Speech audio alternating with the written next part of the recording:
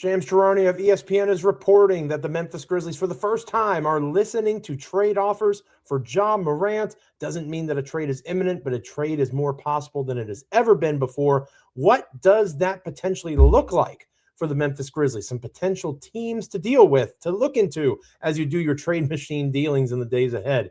This is Locked On Grizzlies, a special edition. Let's lock in.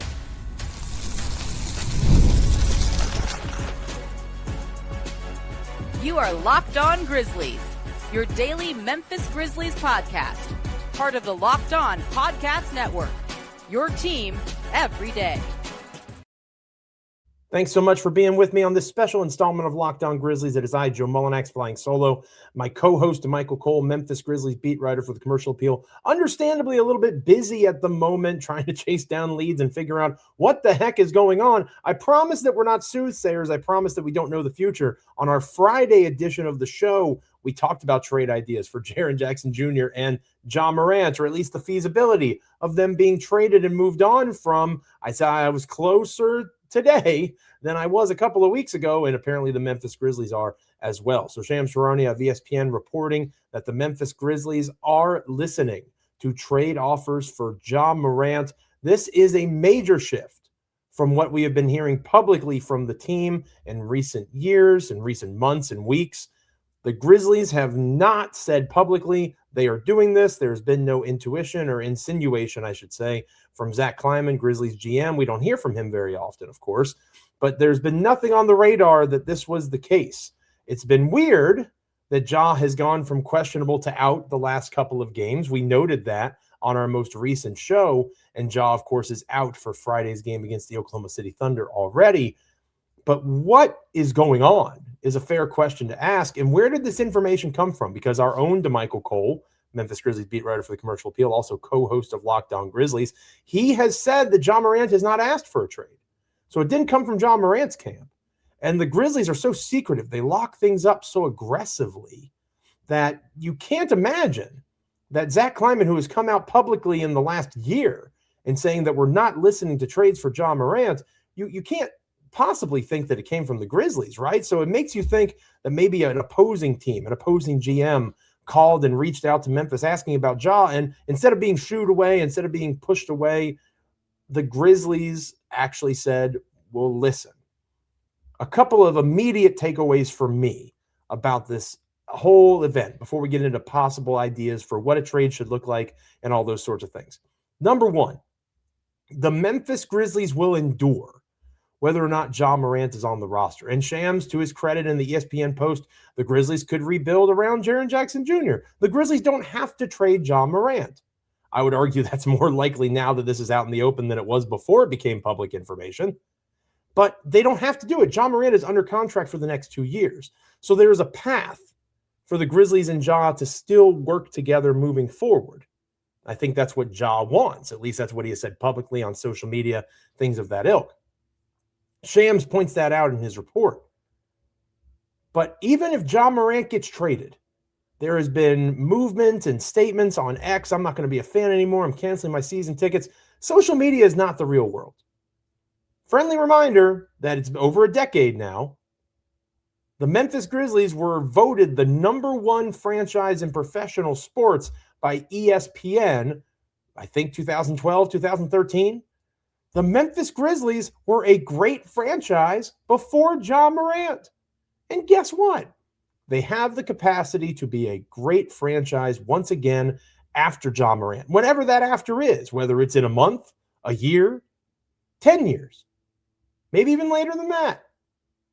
Everything is on the table, but to act like this is going to be the final nail in the coffin of the Memphis Grizzlies franchise, if that were true, there's a lot more wrong with the Memphis Grizzlies than whether or not one player is on the roster. So that is why, first and foremost, we need to do a full stop on that. Secondly, I do think that it's important to acknowledge that the Grizzlies are a team that is clearly in transition, away from Taylor Jenkins, obviously no longer the head coach, or Tuomas Isolo, now the head coach, away from an era that was ignited by Ja Morant. But as Dylan Brooks pointed out recently, after the Phoenix Suns' victory over the Grizzlies, Dylan Brooks was a part of that initial Ja Morant era. Steven Adams was a part of that era. Desmond Bane, a couple of years after Ja arrived, was a part of that era. Multiple pieces of what the Grizzlies were are no longer in Memphis. Is it time to move on from that iteration even beyond a Desmond Bane trade? We talked about that on our most recent edition before this one of Locked On Grizzlies. The argument can be made that this is not a mistake. Perhaps the window has closed. In fact, if you look at precedent and history, the Grizzlies are more like teams that had that opening, had that shot, and then missed it than they are any team that actually made it to a Western Conference Finals or made it to the NBA Finals. Obviously, Memphis has never done that. But this could be an acknowledgement that the Grizzlies missed their chance. And that's not entirely on Ja Morant and the suspension and injuries. That's not fair at all. Maybe it is on Zach Kleiman moving on from guys too soon. Maybe it is on the inability to take development of players and apply it to in-scheme and in-game adjustments. Maybe it's a combination of all of these things. But Ja Morant as a player is the superstar that the Grizzlies had never had before until he arrived. And Ja Morant as a player, no doubt, has put more butts in seats and put more eyes on the product nationally in terms of all of the accolades that he's earned, in terms of the attention that he's brought. Nobody has done that like Ja Morant in the history of the franchise. He deserves his flowers for that, whether he's traded or not. So to belittle him and to shoo him out because of these struggles, I don't think that that's fair. Two things can be true at the same time. Ja Morant holds trade value still. Now you're hoping for a guy to return that has not been around in some time. Ja Morant has not played 7 games consecutively since the 2022-2023 season. That's fair to point out. Ja Morant currently is one of the worst jump shooters in the NBA. He's having a career worst shooting season. All of that is true. His value has probably never been lower in terms of a trade. But you see the flashes like the Philadelphia 76ers game, and if that is the last game that Ja had in a Grizzlies uniform, what a game it was. Last game that he actively played, I should say, at that level that we expect Ja to play at. That's still in there. And that is what another team is going to bet on, and we'll talk about who some of those teams may be. That is what another team is going to try to get to. Can we tap back into that Ja? Is he still there? You see flashes. The consistency has been the issue. And maybe it all will come out with time, why that consistency has been a problem. But we can't pretend that Ja Morant has been this beacon of consistency, this steady hand, this presence for Memphis. That guy has not been around for some time. And knowing what we know now, coming out of all of the things that occurred, maybe he never was that guy. But he was always a star. He always popped off the screen. He always was must-see TV. And he brought that to Memphis and still brings that to Memphis. We're talking about it like the trade has occurred. It hasn't yet.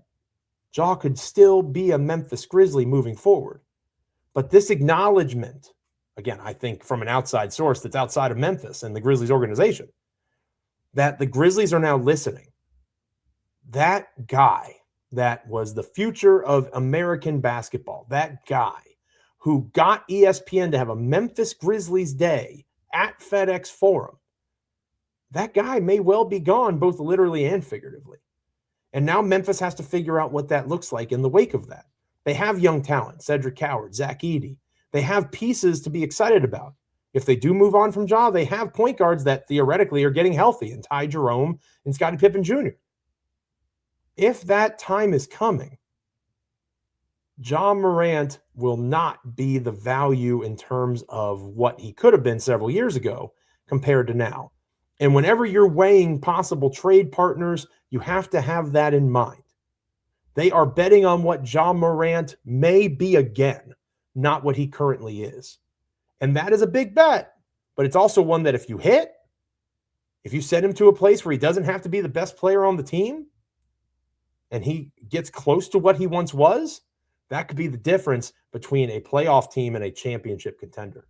And that is what several teams I am willing to bet are willing to bet and bank on moving in to this trade deadline season. When we come back here on Locked On Grizzlies, a few teams to watch for as the rumors continue to churn out. Ja Morant potentially on the move. What could that look like? Stick around here on Locked On Grizzlies. This episode of Locked On Grizzlies is brought to you by FanDuel. The wild card round is here, and FanDuel is officially in playoff mode. Every game day during the NFL playoffs, FanDuel is giving customers even more ways to get in on the action, because right now, every NFL playoff game day, FanDuel users get a profit boost pack waiting for them inside the app. Each game day, you will see a pack loaded with multiple profit boosts that you can apply to the bets you like most. The boost lets you lean into your game day instincts. If you're backing momentum, defense, quarterback play, coaching, the boosts give you more juice on the bets that you already like instead of forcing you to bet something new. You make the picks, then apply your profit bonus to go into even bigger payouts when the playoffs get rolling. So visit FanDuel, an official sportsbook partner of the NFL, and grab your profit boost pack every NFL playoff game day. Today's episode of Locked On Grizzlies is also brought to you by Betterhelp. As we roll into the new year, there are oftentimes you hear a lot about people chasing a new you. But sometimes it's not about reinventing yourself. It's about feeling a little less weighed down. Therapy can help you understand what's been holding you back by giving you an outside perspective on your emotions, motivations, and relationships. And that's why BetterHelp can be such a helpful place to start. They help match you with a therapist based on your needs and preferences, so you're not doing all that legwork on your own. BetterHelp has served over 5 million people with more than 30,000 therapists, and live sessions are often averaging out a 4.9 out of 5 across more than 1.7 million customer and client reviews. BetterHelp makes it easy to get matched online with a qualified therapist. Sign up and get 10% off at betterhelp.com/lockedonnba. That's betterhelp.com/lockedonnba. Go and check out BetterHelp today. Thanks so much for hanging out with us on this special edition of Locked On Grizzlies. Thanks for making us an extra listen today or watch. And thanks for making Locked On the #1 sports podcast network. If you haven't already done it, go check out the new Everydayer Club. You can access an ad-free audio feed of Locked On Grizzlies compatible with Apple Podcasts, Spotify, anywhere else you get a podcast, any other major podcast app. Plus, you get an invite to the members-only Locked On Everydayer Club Discord server, which includes a group chat just for listeners of this show. I'm going to do my best to be in there for Grizzlies Thunder. We can talk Ja Morant trade and so many other things. Make sure you're hanging out in there. But in order to do that, you got to go to this particular site, lockedongrizzlies.supercast.com. That's lockedongrizzlies.supercast.com. Become an Everydayer Club member now. Hang out with me in the Discord. Get ad-free versions of this show, audio-wise, anywhere you get your audio podcast. So Shams Charania of ESPN says Ja Morant is being entertained in trade offers now. Who are some possible teams that could be interested? To me, you start with the Miami Heat. The Miami Heat have a pretty glaring need for a point guard. Terry Rozier, obviously not available.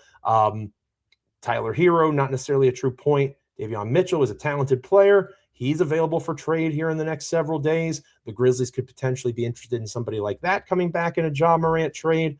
I do think with the limitations of Ja in terms of his value, because of the lack of availability, because of the poor start offensively this season, you're probably not getting max value like we talked about earlier. So, for example, Ware from Miami, the talented young big, to Michael Cole, my co-host, loved Ware going into the draft process, liked him more than Zach Edey, understandably. So he's playing very well. You start with that if you're the Memphis Grizzlies. You say, hey, I need Rozier's dead contract and this contract that matches salary, and I want Kelly Ware. And they probably laugh at you and say, no, absolutely not, and you move on, right? But I think you start with Miami in terms of trying to find that intersection point. Is it a Jaquez Jr. that you could get out of Miami? Is it another young prospect and a first-round pick along with salary that matches? I think that you start with the Miami Heat because the Heat are a team that are very interested in bringing in a point guard. They want to compete. They want to be a championship contender. And again, Ja Morant doesn't have to be the #1 player there. Bam Adebayo, pretty clearly the leader of that organization on the court. And there's other pieces there in Miami that would allow for Ja to find his footing and not have to be the center of attention like he is in Memphis. Another team that would be a great example of that is the Milwaukee Bucks. You have Giannis coming out recently. I think it was Sam Amick that he had an interview with. And he talked about how I'm an employee of the Milwaukee Bucks. I'm not asking for any trade. I'm not actively going out there trying to move on.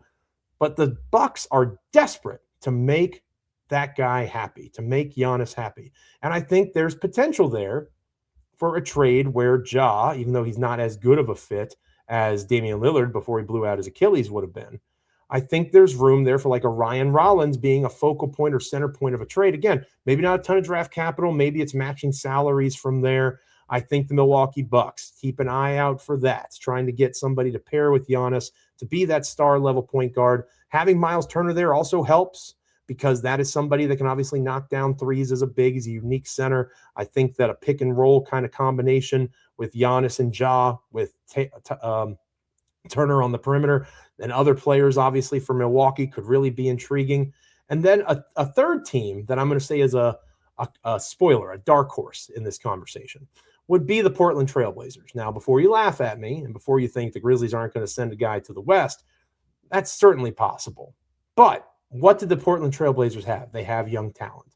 They have a contract that's expiring that they can take advantage of. They have a player like Jeremy Grant, even though it's not an expiring contract, that is less money than what Ja is making. They can piece together something of interest that maybe the Memphis Grizzlies could be intrigued by. I'm not saying Portland. I think Miami and Milwaukee are much more likely. Portland certainly not as rushed in terms of a championship window as Milwaukee and Miami are. But I do think that Portland is a dark horse to keep an eye on. So Miami and Milwaukee are the two biggest names in this conversation. How are they going to interact? Others have reported teams like the Sacramento Kings. To me, Milwaukee and Miami mesh the two ideas of having enough talent and enough ability on your roster that Ja doesn't have to be the guy. And then also combining that with enough young players / draft pick assets to not make the Memphis Grizzlies feel like they're completely whiffing in terms of value. The Trae Young trade gets talked about a lot. Ja Morant is under contract for the next 2 years. There is no team option, no player option. He's going to be wherever he is through the 2027-2028 season. And then obviously extensions can kick in from there.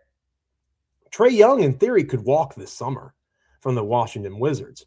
So I do think that value matters. But it's also important, as I've alluded to throughout this show, there are going to be teams and places in this league that see Ja Morant's contract as negative value. I've been talking about how he doesn't play consistently, how he's been playing poorly when he has been playing this season. Nobody is going to be knocking down the doors, throwing a Giannis-esque trade offer for Ja. That's fair to say. But again, Ja still has it in him. You saw it against the 76ers. You saw it earlier in the season against the Suns. Not the most recent game because Ja wasn't out there, but earlier in the year at Phoenix. Ja Morant can still be Ja Morant. If you subscribe to the theory that one of the reasons he is not currently able to be Ja Morant is he is not actively engaged with this Grizzlies organization, remember the go talk to the coaching staff and the 1-game suspension. If you think there's something more to that than the Grizzlies let on in terms of being able to move on from it, maybe you do bring Ja into a new situation and he shines again. Maybe not as brightly as he once did, but again, as a second or third best player on a championship contending team, I think Ja Morant can most certainly be an asset to a team like a Milwaukee or a Miami. In future episodes of Locked On Grizzlies, we'll talk about specific players, specific picks, all sorts of different ways that we can tackle this conversation moving forward. But I wanted to make sure I had a chance to talk about this with you before Grizzlies Thunder heading into the weekend. Thank you so much for tuning into this special edition of the show. And make sure you subscribe and follow Locked On Grizzlies so you get all the latest episodes. Follow me on X at Joe Mullinax. And if you never miss an episode, the Everydayer Club is built for you. I can't stress that enough. You want to go check out the Everydayer Club. It is a lot of fun, and it is an opportunity to have ad-free versions of this show put into your audio feeds. Plus, you have the capacity to get into a members-only Discord. Again, you want to head to this link, lockedongrizzlies.supercast.com. That's lockedongrizzlies.supercast.com. Go and check them out. Now, become an everydayer if you're not already one. If you are, thank you so much for being one. If you are checking us out on video, we will be sending you to the first ever 24/7 National NBA YouTube channel. On audio, make sure you make your second listen NBA Gametime on Locked On NBA. Make sure that you are liking, commenting, rating, reviewing, subscribing wherever you get podcasts. Continue to support us. Continue to support Locked On Podcast Network, the #1 sports podcast network out there. Trust me, there will be plenty more to say about this Ja Morant news. But for now, I'm Joe Mullinax. Stay locked in. Try to have a good rest of your weekend and stay tuned to Locked On Grizzlies for future Memphis Grizzlies updates. Hang around. See you.